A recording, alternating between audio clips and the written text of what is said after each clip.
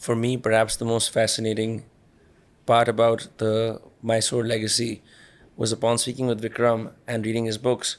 I found that, unfortunately, an older lady cursed the family with saying that every alternate heir or every alternate member of the family, every alternate generation could ascend the throne.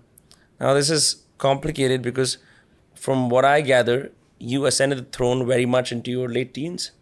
Well, You didn't grow up in the palace per the se. supposed curse that is there, it says that every alternate generation won't have an heir, and it said, well, again, this is a lot of hearsay, and I don't think much, what do you say, thought should be really go into such things because there is a lot of rational arguments for it, and there is an irrational side which you cannot explain. Right. The rational argument is these curses that were there, they gained prominence.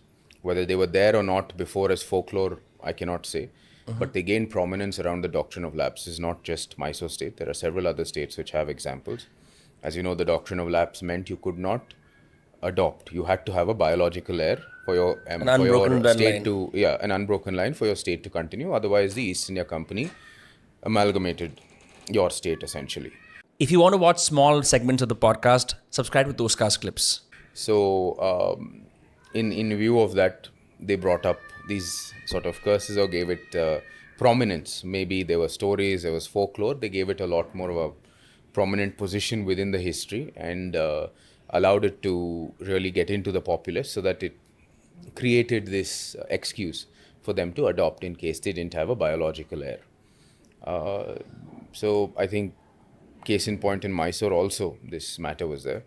And also you have to realize sometimes our royal households which were there, they would always marry within the community. And the biology, it doesn't add up, obviously. Right. So all of these points sort of created a convenient history as well.